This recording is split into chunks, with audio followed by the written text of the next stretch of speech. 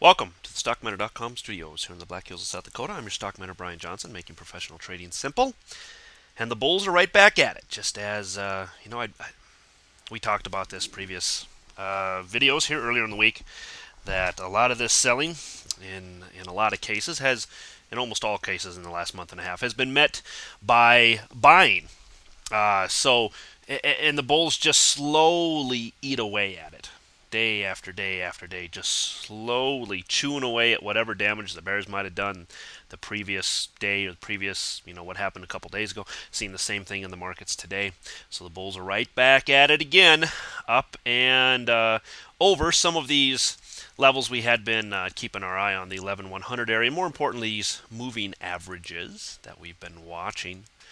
And from a daily standpoint, you can see the second white candle up now. I said we had a close below the 20-day moving average. Wanted to see a couple more, and the bulls didn't leave it down there for long. Pulled it right back up. So now we're into what? Okay, we could have a shoulder ahead, and maybe if we roll over, we create that right shoulder.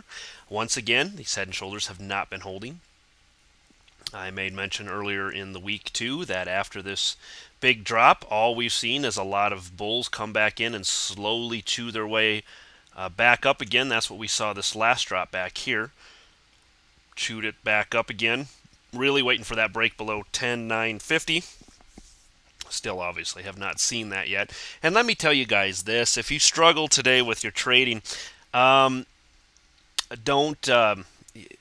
it's pretty normal. Anytime the markets gap up to start the day, you're already at a disadvantage because you're like, okay, what's it going to do now? Is it going to come back down? Is it going to go back up? What's it going to do? So you're already kind of on your heels.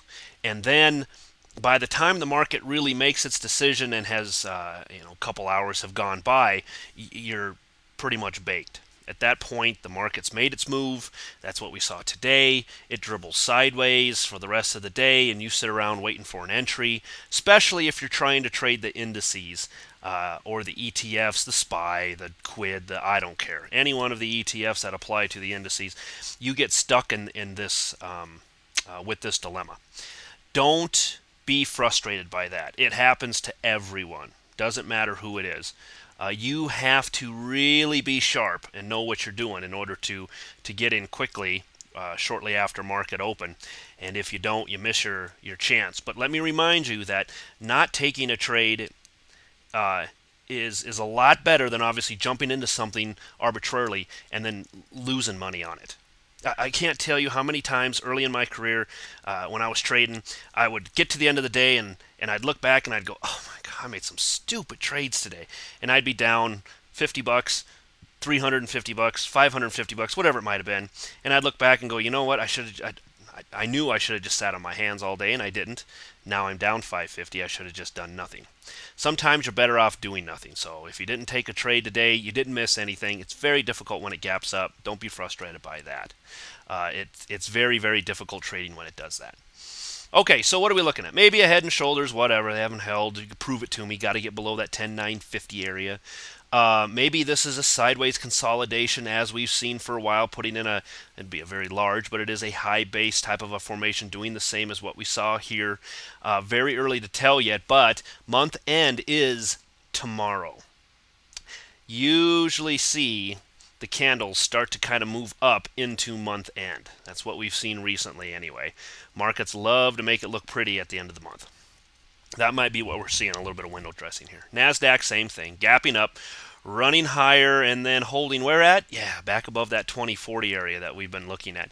Now, it's not that far from where we started the week, and I had been talking about this, well, we're not quite there yet, but I had been talking about this earlier in the week as well, about what would our weekly candle look like, and I think we're going to get a whole bunch of these topping candles by the time we're done with the week. And we'll take a look at the SPX here in just a second.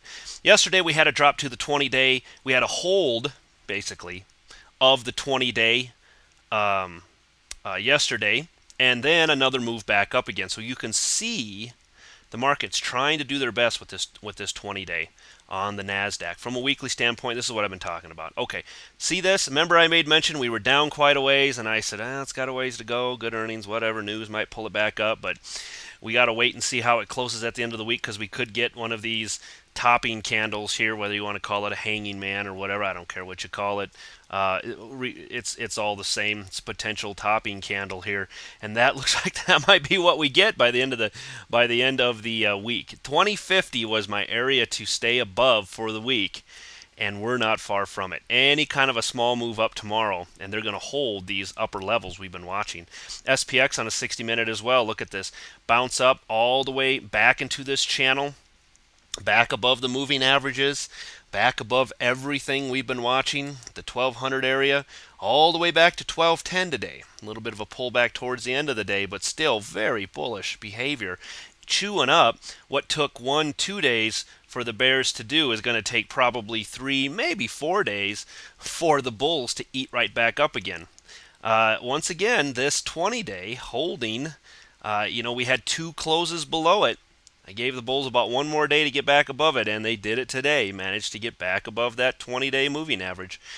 So now we watch to see if anything gives us a sentiment tomorrow morning. I want to be watching closely tomorrow morning again and see if there's any kind of movement to these markets, up or down. I guess I can't make a speculation at this point, but I would think that they might want to roll upwards ever so slightly into the end of the month, just to make things look nice and neat. From a weekly standpoint, same thing here. Look at that. Putting in the big, it's not a hammer, it's a hanging man, whatever you want to call it. Doesn't matter. Holding below the 1224 area, I really think it's going to take quite a push for the SPX to get above that tomorrow. They're going to give 1 day. It's going to be a Friday. They've got about 20 points to go before they get above it.